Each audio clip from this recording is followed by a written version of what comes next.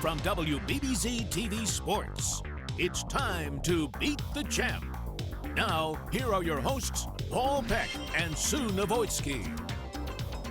Well, hi, everybody, and welcome to Beat the Champ with Janelle Saban. My name is Paul Peck. Sue Novoitsky on assignment this week. We got a pretty good guy to fill in, the owner here of the Jamestown Bowling Company, Jim Mee. You'll take us through the next couple weeks, and boy, you can't have been any happier than you were the way things have gone here the first 2 weeks. Steve Dorbiala sweeping week 1, Paul Geiger sweeping week 2, including the perfect game, and we get Paul back today. Tell me your thoughts on how you've seen him bowl the last week or so. Well, Paul's always been a great bowler. I've known Paul for, I can't tell you how many years. We used to bowl tournaments together.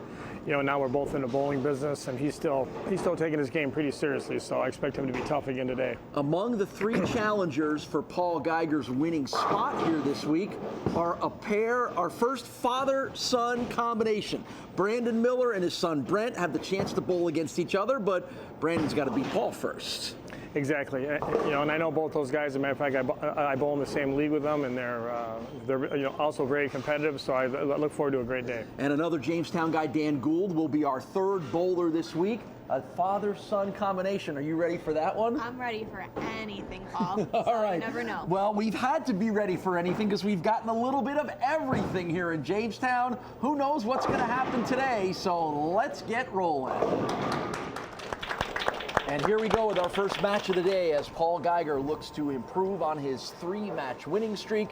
The man standing in his way is 46-year-old Brandon Miller from right here in Jamestown. A machine operator at SKF is the full-time occupation for Brandon, but an outstanding bowler, and certainly, Jim, you know him well. You see him around this place all the time, don't you? Yes, he bowls in the same league that I do, and he's also heavily involved with the Jamestown High School bowling team as far as coaching them. Yeah, he's the assistant coach over at Jamestown for the bowling team. And, oh boy, talk about a wobble. That thing was almost parallel to the ground, but that 7-pin still didn't go over. You got a piece of gum stuck on the bottom of that one, or yeah, what? It could be. Well, these are fairly new pins, so, you know, the bottoms are still pretty flat, so they're a little tougher than a pin that's more broken in. Right. So what's jumped out at you through the first 2 weeks of bowling competition here? You know, and it seems like every time we come down here, there's always some fun stuff that happens. We've had 2 nice winning streaks since we've been here. Matt White 2 years ago, Chuck Jagosinski 2 years ago, rattled off 5 in a row. You know, there's always something fun that happens, and certainly having the way Paul is bowled with the 300 game qualifies as that as well, too. Yes, definitely. That was exciting. I wasn't expecting one of those today, but there's a guy that, you know, he's got years of experience, and you know, he's not fazed by these lights at all. He's just a cool customer. Yeah, just to think that in his debut here on Beat the Champ, and we talk about it a lot, it's sometimes very tough for guys who make their first appearance on the show to even win, but not only does Paul win, he goes and bowls the second ever 300 game. Yeah, like I said, it doesn't surprise me. I've seen him do these kind of things for years. What's jumping out at you about the lane conditions that you've seen as we move here to our third set of shows? Well, you know, we've had, you know, a lot of lefties today, so the left side's kind of breaking down like the right side would if there's, you know, so it should be pretty equal right about now, and I expect the scores to come down a little bit because of, you know, because of the, you know, the lane wear. Yeah, and the scores have all been good. Almost every winner here has been well up and over 200, and that's a little bit of an odd leave there for Paul based on the way that he's bowled with a big picket fence on the right-hand side. Yeah, we're starting to get a little oil carry down now. It's getting closer to the pins, so that ball there just kind of hung out there on him, and that's probably caused by the carry down. Well, it's something we always talk an awful lot about, and we see a lot of as we go on in the day here, and you start to push that oil around, that the guys who can adapt to it the best in the final show are the ones that usually win. And a good spare pickup by Paul there with the 4 pins in the second frame. Yeah, I'm sure he doesn't shoot a lot of those because he's usually in the pocket. He doesn't leave that many, right? That was kind of a good guess on his part. Brandon Miller has a 220 overall average, most of that coming from bowling here at the Jamestown Bowling Company. Also bowls on Friday nights in a doubles league in Salamanca. And there's a nice strike in the second frame. And of course, as we mentioned in the open, should Brandon Miller win this match over Paul Geiger, his next opponent will be his son, Brent. for our first ever father-son match here on Beat the Champ. Yeah, that would be great. You know, they don't bowl together in league, but they do bowl in the same league. But yeah, Brent's just coming out of the junior program here a year or two ago, so he's adapting well to the adult leagues. Yeah. Well, before that happens, Paul Geiger's going to have something to say about that. So we'll see if we get to that point or not in match number 2. And a good throw, but the 10-pin just would not come down there in frame number 3. Yeah, he made the adjustment off that first frame. It looks like he moved right a little bit and got it flush, but that's just the way it goes sometimes. Yeah, those corner pins, right? You bowlers will curse the corner pins till the day you no longer pick up a bowling ball. Good spare in the 3rd frame. You got to look at Janelle Sabin manning the Castellone Chrysler Dodge Jeep Ram scoreboard to keep you up to date on everything going on in this match. Now, Paul Geiger, and there's a good look at the scoreboard again. Last week, if you were with us, Paul starts off with the 300, then he follows that up with a 246, and then ends with a 209. So essentially the equivalent of a 755 series. Yep. Pretty impressive. And as Sue pointed out last week, it just shows you how hard it is to get an 800 series. As good as Paul bowled, he was still 45 pins away. Yeah, he had it going pretty good. That last game, he got kind of a slow start, but when he needed it at the end, he finished with the last 5 to pull that match out. 52 years old from Hinsdale is Paul Geiger, a retail store manager, but he and his wife also owners of bowling centers in Bradford, Pennsylvania, and in Salamanca. So you guys speak the same language there of buying oil in bulk and pins and running restaurants and all that stuff that goes along with it. Yeah, I used to have 2 places at once. It's not easy. How do you juggle your time, and how do you think Paul does it between 2? Now his places are relatively close, but still. Yeah, well, his wife's heavily involved in the business too, so that helps. So she can kind of be one place, he can be the other. Mm-hmm. But he's, I think someday he'll end up probably with just one like I did, and then just kind of condense everything into one. It's a lot easier. Right, and you've got to have good employees, and I know that you do, and certainly Paul does as well too. Exactly. This feels like a good time to take a short break. We'll be right back with more action on Beat the Champ. Welcome our new Beat the Champ sponsor, Owl Homes of Fredonia, Western New York's leading builder of modular and manufactured homes. Call 673-1366 and online at owlhomeswny.com. Welcome back to Beat the Champ. Let's get back to the action here on WBBZ-TV.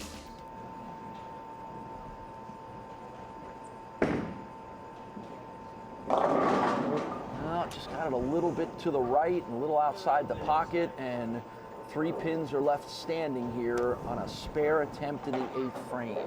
Yeah, that was a big shot there. That could have been a big momentum spinner. Definitely. Right there. Still a good match.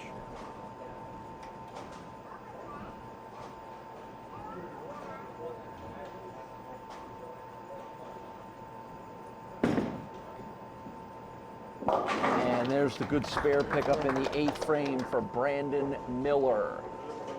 So now the lead is much narrower, down to only 12 pins for Paul Geiger. And you get a look on the Castellone Chrysler Dodge Jeep Ram scoreboard. And we also want to thank one of our fine sponsors for our last 2 months down here, both at Fredonia and here in Jamestown, Owl Homes of Fredonia. Build on your lot or theirs. Visit owlhomeswny.com. 9th frame, and a big strike for Brandon Miller. He has his wife, Lori, cheering him on here, and Lori anxiously waiting to see whether she's going to have to pick which Miller to root for in the next match. Because if Brandon wins, his opponent will be his son, Brent. Yeah, that would be a lot of fun. Yes, it will. We'll see what happens here at the end. Maybe not so much fun for Lori. You can't lose either way. No, exactly. You might not be able to win either way, but you can't lose either way. That's true. Well, let's see what Paul has to say about all of that. Just can't get that 7 pin to go down here in the 9th frame. So he'll have to pull out that blue and white spare ball. Well, the lanes are in great condition here. Everything looks great. You know, this place always looks good every time we come down here. A lot of credit to you and your staff for making this such a wonderful bowling center. I appreciate that. Thank you very much. Hang on. Ooh, we missed it. And that's a crucial 9th frame open for Paul Geiger on the single pin spare miss. And that really opens the door for Brandon Miller to get the win. It's basically a tie game, but with a slight advantage to Brandon because he's got the strike working in the 9th. So Paul Geiger's going to have to end strong here and put the pressure on Brandon to respond. Coming right down to the last frame, just like it should be. Right. Good one. Oh boy. Wow. Just that single pin that holds up. It was a good shot. It was just so high in the pocket that the ball actually went past the 8-pin. So Paul's got to try to use the spare ball and grab that 8-pin and then try to put another strike on the board and set himself up for a win. Yeah, a little close to almost sliding by there. So one more for Paul to get a final score on the board, and we'll see who's going to advance to match number 2. Yeah, a strike here and a spare strike by Brandon. We'd have I hate to say it, it'd be a tie. Well, that's okay. We almost had one in last week as well, too, or 2 weeks ago.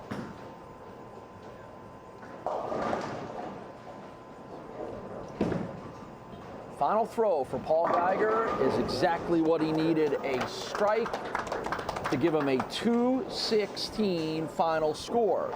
So now it's up to Brandon Miller. So what do we need here, Jim? Well, basically, Brandon needs a first strike and he wins the match.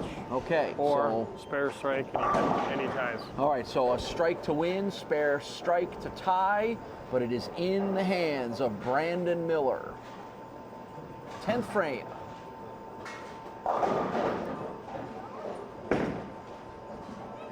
And he gets the strike for the win. So it's going to be an all-Miller showdown in match number 2 as Brandon will take on his son, Brent. Can't wait for that, but Brandon Miller knocks off and ends the winning streak of Paul Geiger to advance to our next match. We'll talk with Paul and get you ready for father versus son. When Jim and I return to Jamestown, you're watching Beat the Champ.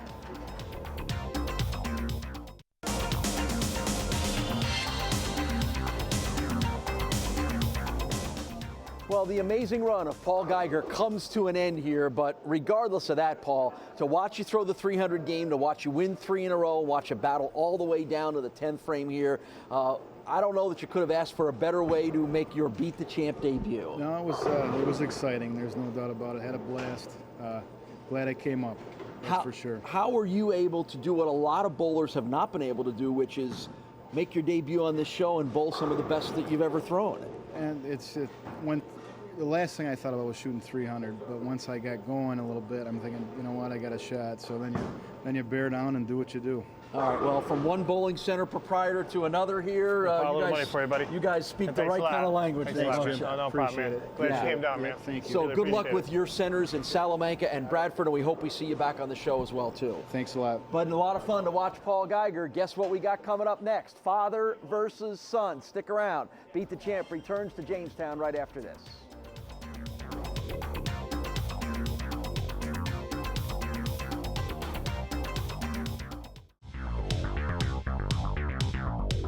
I'm here on Beat the Champ with competitors today in our 3rd show. Twins, Brandon and Brent, no, father and son. I'll start with you. Was that a goal when you started out, was to make the show together? No, I just actually came because he wanted me to bowl. I wasn't looking to make it, just bowling with him. Moral support? Yeah.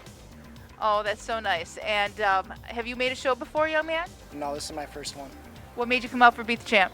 I did it the first time in Fredonia, so I wanted to see if I could make it the second time. Does it make it more comforting or more nerve-wracking now bowling with your dad? Nerve-wracking. Is there going to be some talk around the table, a little competition going on here? Oh, yeah. All right. Well, you guys, we're so looking forward to this match, and either way it goes, it's wonderful that you guys got to do this as a father and son. So good luck today. Well, for the first time in Beat the Champ history, we get a father versus son match. And look, Dad is already trying to intimidate Brent there. Brandon Miller and Brent Miller, what a cool moment this is.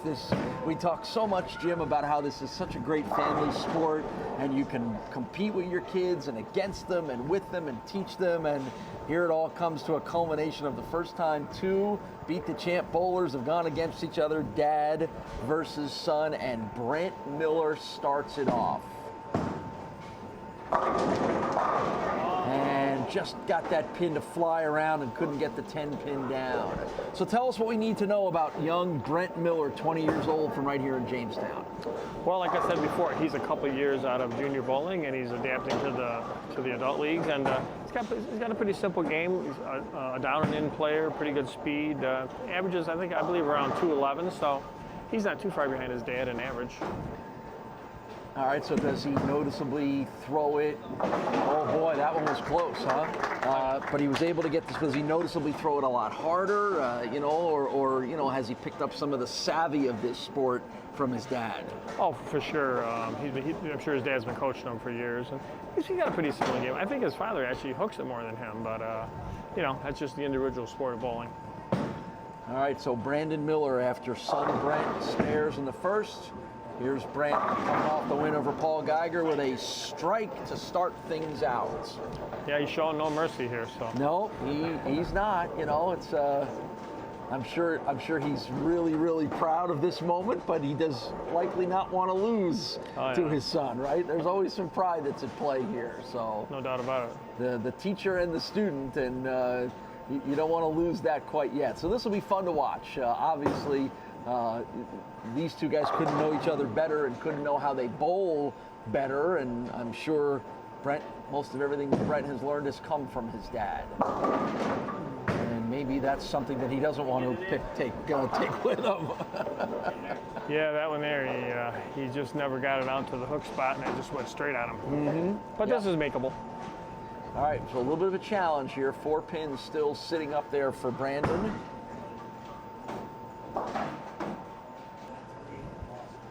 All right, so a challenging spare here for Brandon Miller. Let's see what he can do with it. And he is only going to get 2 of the 4, so an early open frame for Brandon Miller. And if he's taught his son anything, he knows that's when you try to pounce, right? That's right.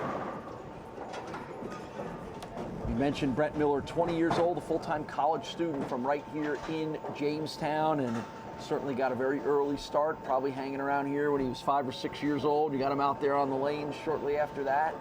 So he has been bowling for more than half of his young life. Nice smooth stroke, and gets everything but the 10 pin. Yeah, he's lined up to the pocket. You just got to get the ball to finish a little stronger because he's leaving what they call a flat 10 pin. So in other words, just isn't driving hard enough to get it out of there. And if you drive a little harder, you get those pins flying around a little more, and sometimes you'll get one of those ring 10s, won't you? Definitely. That's the opposite kind of 10 pin. And hopefully you can figure out how to carry it. So another spare challenge is successful for Brent Miller. So a pair of spares in the first 2 for Brent, and he'll slide over to lane 17 for frame number 3.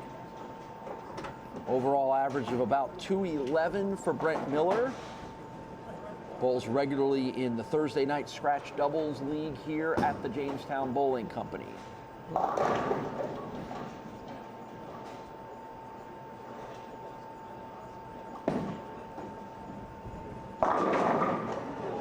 Boy, had a lot of nice pin action there, but all of a sudden now he's staring at a split.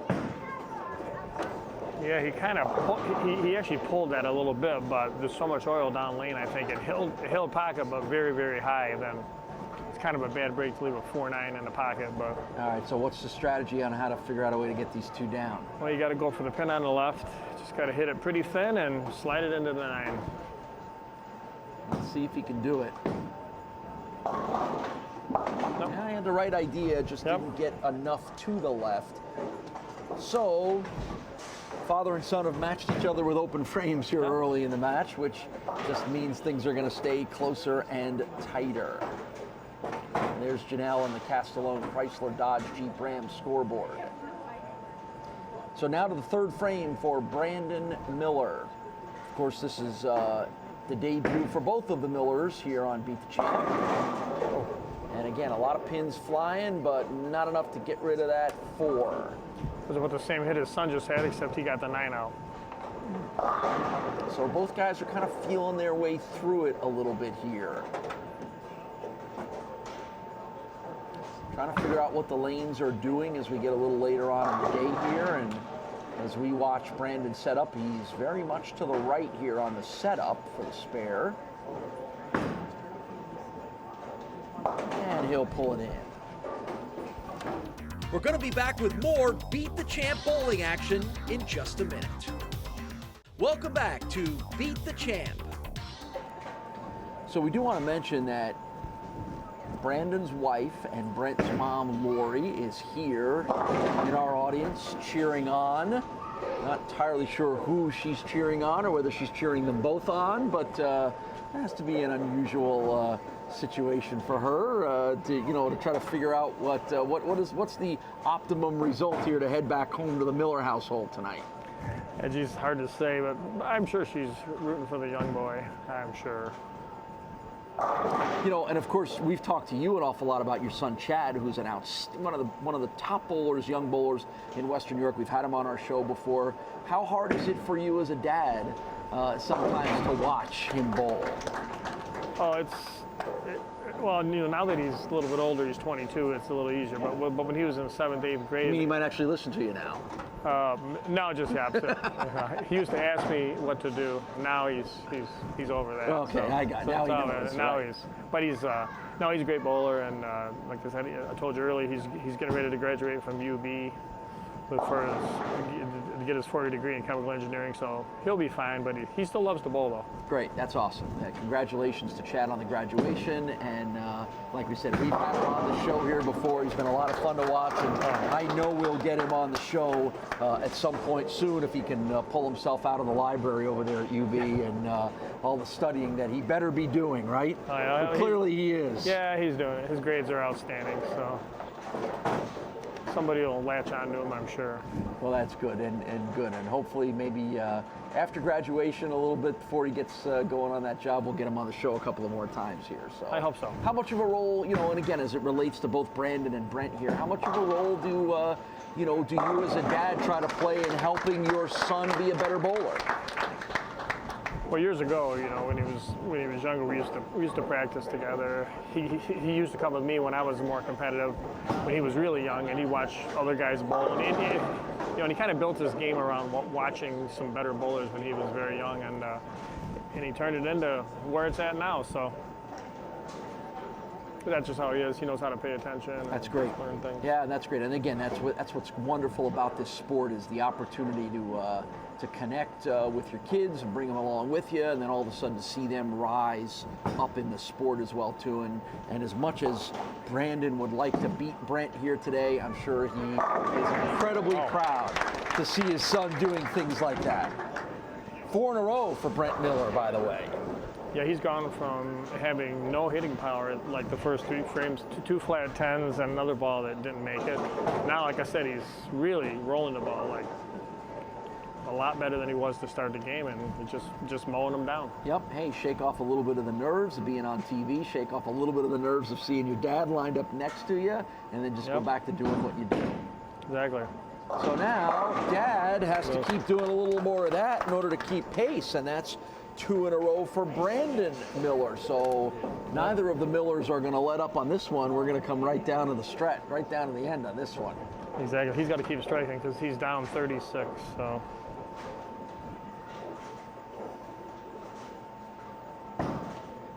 Yeah, he's really struggling on this left-hand lane. He just can't seem to find the break point. 17 has sort of been the more difficult of the 2 lanes even throughout the first 3 weeks of the show. Seems to be a little more of a challenge for the guys to read. No. Yeah, it never hooked right at the end, did it? It looked like it was going right where he wanted it.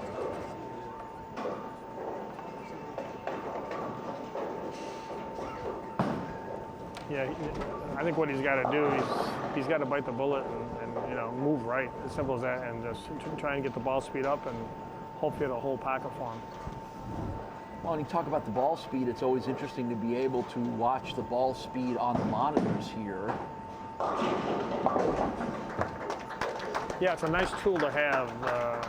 I mean, even though it's probably not 100%, 100% of what the ball speed actually is, it gives you like at least a gauge on if you're throwing, like if your normal speed's around 16 and all of a sudden you throw 115 and it goes high, then well, that was you. Generally, is 16 going to be about the average speed for most bowlers? Yeah, 15 to 16, I would say. Anything under 15 is getting towards the slower side, and just the opposite around 17. He rolled another really good one. Perfect. So I could tell that was almost going to be a strike at the arrows because he could just see just the way it came off his hands and the way you can start to see it roll. That's 5 in a row for Brent Miller as he is taking control of this match.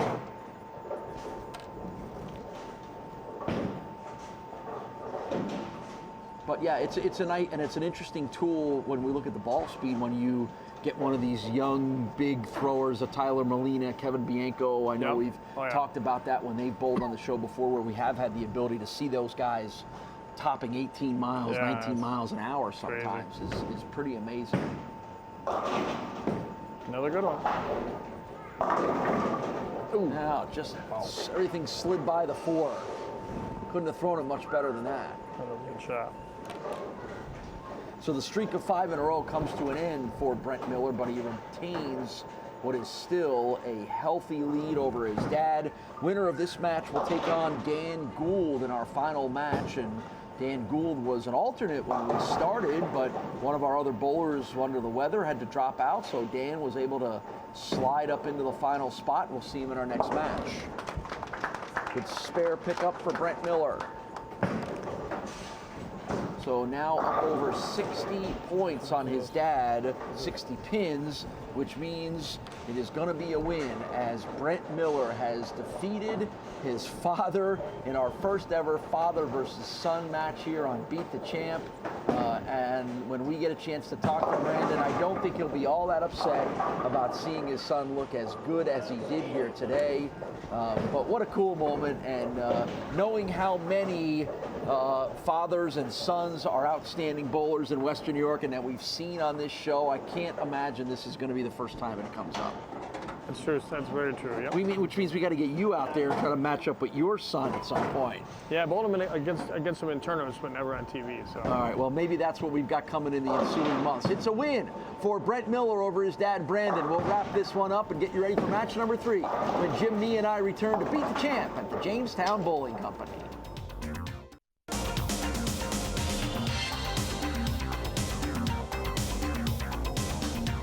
Well, the Miller family showdown goes to son Brent over dad Brandon. First off, how much fun was that for you to bowl against your son on television? It was fun. It was a riot. I mean, just watching them bowl. And you had to know that a lot of what he did as a bowler is what he learned from his dad. Oh, yeah. Between me and anybody else, I mean, Jim, I mean, he just watches the older guys. I mean, that's how he's learned, so.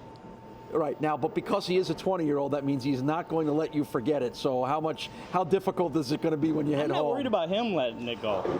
It's everybody else that's going to ride me. I mean, I'm hearing it now. They're already starting, yes. So. All right, well, good luck with that. Thank but you know what? After all the big mouths are done, you can say, you know what? That was a pretty cool moment for me. Yes. Right. And we'll have it on tape, so that's good. And yes, you do. Jim, make him feel even a little better. Job, buddy. Thanks, buddy. That little bit of cash for you, and I really enjoyed that. Thank you. Fun to watch. Thank you. Yeah, and so did everybody. We enjoyed it, and we know the viewers did as well, too. Our first ever father and son match means son Brent Miller gets to bowl again. Next match coming up. Beat the Champ in Jamestown returns right after this.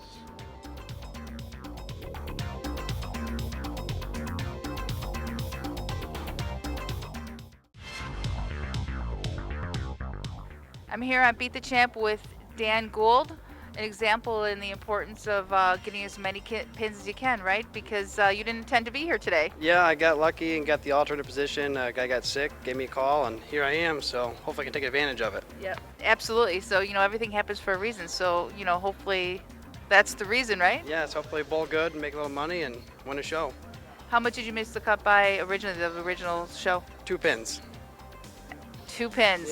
Yeah. And it was probably, you were probably pretty aggravated that day, weren't you? A lot of corner pins, but I was clean, never missed a spare, and so here I am. So. Okay, well, you use that to your advantage in Bullwell today. Will do. All right, take it. Well, it's not Dad this time for Brent Miller, but it's Dan Gould, and I'm sure Brent has known Dan for a long time because he's another Jamestown Bowling Company regular, so it might feel a little bit like older brother versus son here. Yeah, something like that. He knows Dan is, he's one of our highest average bowlers in the bowling center, so he knows he's got his hands full with this match.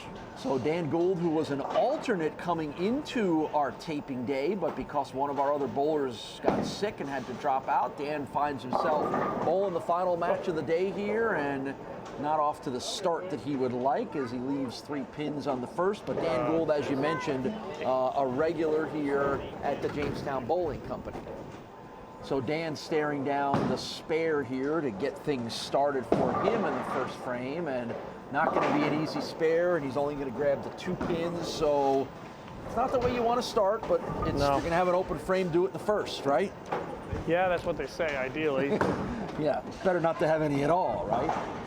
Right. So Brent Miller now you think Brent can relax a little bit now, or now that he's not bowling against his dad, or does he know how good Dan is, maybe there isn't any relaxing? A little bit of both, actually, but I think Brent might have the better shot as far as how the lanes are right now. And a late fall on the 7 gives Brent a first frame strike. You mentioned that Dan, and as we see Dan go forward here, you'll get a better view of it, but he hooks the ball a lot, which means he's working a different part of the lanes here, which might be an advantage because of how broken down we are from having had all these games here. True, but sometimes, like the old saying is straighter is greater. And so when the lanes get a little bit funky, so to speak, sometimes you don't want to be crossing a lot of boards. You got to throw it perfect. Right, you're asking for more things to have to go right. And again, the way Brent ended and really bowled in the back half of that match over his dad was very impressive, and he seemed to find a nice rhythm, although not quite showing it on that one, as he'll leave the 6 and the 10 pin to be dealt with. Yeah, that lane is, like you said, it's been a problem kind of all day, and now it looks like it's not getting any better. No, you've been around the sport your whole life, and I feel like every week when Sue and I are here, there's always one lane that is a problem. Why is that? How is that? How does that happen week in and week out? Well, it's just that each lane has its own characteristics, based on the oil pattern that's on it, the levelness of the lane, because it can change over the years, just how things settle, and so there's more factors involved than just the oil pattern. So you saw the open frame for Brent as he missed the spare there in frame 2. So each guy with an open, and now Dan with that big hook, moving from right to left. 32 years old, from right here in Jamestown. The meat manager at the Tops Friendly Markets here in Jamestown is Dan Gould.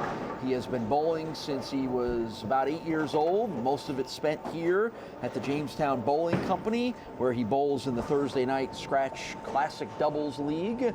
And as you mentioned, a regular here, and he has been on our show once before when we were here in Jamestown previously. That is Dan's only appearance on Beat the Champ. Part of that sort of contingent of Jamestown guys that every time we come down here, I'm always looking up in my notes to see how many of the guys from Jamestown that we haven't seen all year are back again from the year before, and Dan is certainly one of them. So Dan now moving to the 3rd frame here after open spare. Let's see if that big hook can get him a strike, and boy, that pin rung around that number 10 and wouldn't take it out. So Dan trying to feel his way through the first couple of frames. Yeah, that one there, he really tried to hook it, and it just kind of came in behind the head pin and left a funky kind of 10 pin because of the angle. And a good spare pickup in the 3rd frame for Dan Gould. The action will continue on Beat the Champ in just a minute. Welcome back to Beat the Champ. Dan's got a 20-pin lead. Still a close match, though. Chance for Dan to pull away a little bit as you check out Janelle Sabin and the Castellone Chrysler Dodge Jeep Ram School Board. Certainly want to thank one of our sponsors, Owl Homes of Fredonia. Build it on your lot or theirs. Visit owlhomeswny.com. We thank them for being a part of Beat the Champ here on our 2-month stay down in the Southern Tier. Yeah, Dan's got something figured out now. I think he just decided to move left and hook it as much as he can. What kind of advice do you give the young bowlers for the mental part, like things like an adjustment like that? What kind of advice do you give to bowlers to tell them when they, not only what they should do as an adjustment, but when they should do it? You know, you got to pay attention and you know when your ball is like reading too early or not reading at all, and either I'm kind of old school because I am older, and I've always been a believer in moving a few times before you actually switch equipment. But in today's game, it's a little bit different. But you know, the kids have a tendency, instead of trying to make the adjustment with their feet or their eyes, they just pick up a ball that does something different. So I understand it because I understand the game, but I grew up in a different time to where I believe in adjusting. Does it sometimes get overwhelming, the amount of equipment now and the amount of different kinds of bowling balls? And, you know, even you who have been in this sport a long time, sometimes you go, what do I do here? What do I tell somebody now? Yeah, it is overwhelming. But, you know, you'd be surprised, though, you know, the good tournament bowlers these days that bowls all the time, they travel with up to 16 bowling balls. You know. I know that sounds ridiculous. It does. But, you know, if you know what all of them do and you can adjust that way, that's the way to go these days. It's just simple as that. Yeah, well, you saw a difficult split there for Brent Miller as he was only able to get one of them. So that's the third open frame of the match for Brent Miller, and it has him in a bit of a hole right now as Dan Gould has struck on 3 of the last 4.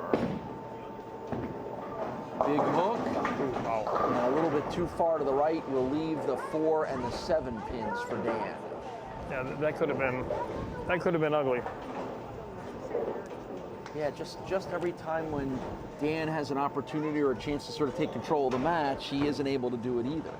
So now a big spare opportunity for Dan here in the 8th frame. Trying to build on the lead and take advantage of that open frame for Brent Miller. Good spare pickup for Dan. His mom Kathy and his son Keegan are cheering him on here today. Checking out Dan's appearance here on Beat the Champ, his 2nd career appearance. We got to get a few more of your regulars here in Jamestown to hop in the car and drive up to Buffalo instead of the Buffalo guys coming down here. Yep. Because these guys are all good bowlers. They can hold their own. There's no question about it. No doubt about it. Wow. Yeah, that's not what Dan wanted there. Not the kind of split that he wanted to have to deal with. And just sort of lost its momentum as it made the hook and kind of plowed through the middle there and didn't take anything else out. Yeah, he'd be wise just to take 2 here because he's still got a pretty good size lead here. 29-pin lead at the moment. And that's what he'll do. He'll grab the 2. He won't worry about the 10-pin. And he'll maintain or improve to a 38-pin lead right now.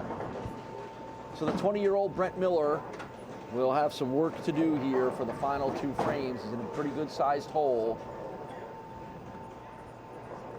So in our first 2 weeks, we had Steve Dorbiala sweep the first week. We had Paul Geiger sweep the second week, and here in week number 3, we are looking at 3 different winners. So it just tells you how things can change and how they change quickly here. That's true. I mean, especially when the lanes change, you have a tendency to scores go down, and then it's a matter of who can stay the cleanest. Right, and who makes the right kinds of adjustments.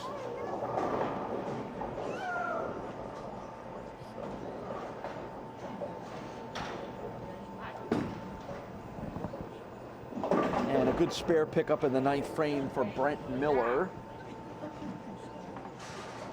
But but still facing a 38-pin deficit at the moment. So he'll really need to finish strong here, put the pressure on Dan. Yeah, it's not quite over yet, but he can force Dan to mark if he strikes out. If he strikes out, so. All right, so it's going to be tough for Brent to pull this one out, but we've seen crazier things happen on this show.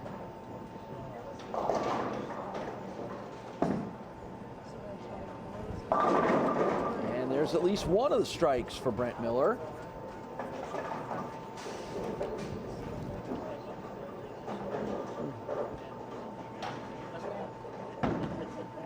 Yeah, if he doesn't get this one, it's over, basically. So we'll see what happens here. And certainly, regardless of what happens in this match, Brent having the chance to bowl against and beat his dad is what he'll remember from this day, and a lot of people will remember, and regardless of what happens in this match. And he gets another nice strike with a little pin action, taking out the 10. But what a cool moment that was, and even better to see how proud Brandon was of the way his son bowled. He didn't mind that he lost to him. I'm sure he would love to have won, but he didn't mind. He was more proud to see how his son bowled in that situation. Oh, no doubt about it. I know that's the way that I felt first time that I bowled my son. So I think we're 1-1. What was that like? What was that moment like? Tell us. Well, he gave me a chance. He gave me a chance in the 10th frame to beat him, and I needed a strike, but I couldn't get it. How often does he remind you of that? Oh, often enough. Often enough. Yeah. So it's a 175 on the board for Brent Miller. He did exactly what he needed to do, which was strike out to at least force a mark for Dan Gould here at the start of the 10th frame. Wow. He'll get 9, and he'll need to get that spare.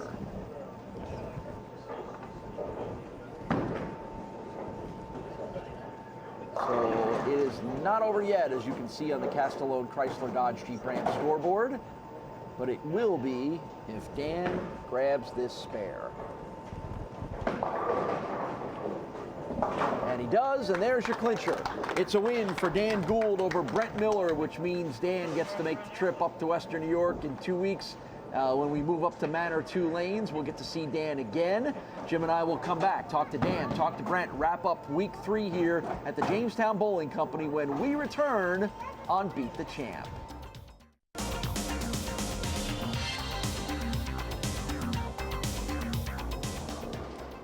Dan Gould with the win over Brent Miller. But Brent, aside from some of the frustrations you had in this match, I want to ask you about the match before. What was it like bowling against your dad? How much of a thrill was that? And how much of a super thrill was it that you were able to beat him? Oh, it was awesome. I just hope to go home and just give him a little rub in the face a little bit. I think you would expect nothing less from that. So, but what a cool moment for you. How special is that? I'm sure you've learned an awful lot from your dad to be able to put a lot of that to use to actually bowl against him. What was it like? Oh, it was good. He made good shots, picked his spares, but I was just better. So yeah, well, I learned a lot from him. And you were better, and you're going to continue to learn even more. Congratulations on a great performance, Brent. Well, Jim, we got our winner here, and give Brent a little bit of this money, and then we'll ask Dan how things went. This match kind of had some up and downs, both for you and for Brent, didn't it? Yeah, we were both struggling to hit the pocket here and there, and then carry became an issue when we were in the pocket, and just a little bit of over-under going on out there right now. You get it in, it goes forever. Get it out, it's hooking early, but it's all about getting spares, basically, and just he got a really bad break in the 8th frame. I think it wasn't left at 8-10. He didn't deserve that, so, I mean, he threw it good, so that's about it, though. I mean, so when the day started, just so everybody knows, when the day starts for Dan, he isn't even on the TV show, so he gets the call to fill in, you win, and now in 2 weeks we're going to see you up in Amherst. Yeah, I took advantage of the opportunity being the alternate here, so I mean, I will go up to, I think it's Manor 2, is that where we're at? Yes. Yeah, so we'll see everyone up there for next month's taping. All right, well, you got a little gas money from Jim here, too. There you go, buddy. Thanks, Jim. Good job. Thank you. Good job. All right, so Jim and I will come back and wrap up this week's stay here in Jamestown. Get you ready for a really cool show next week with some of the youth bowlers from here at the center. That's all when we return on Beat the Champ.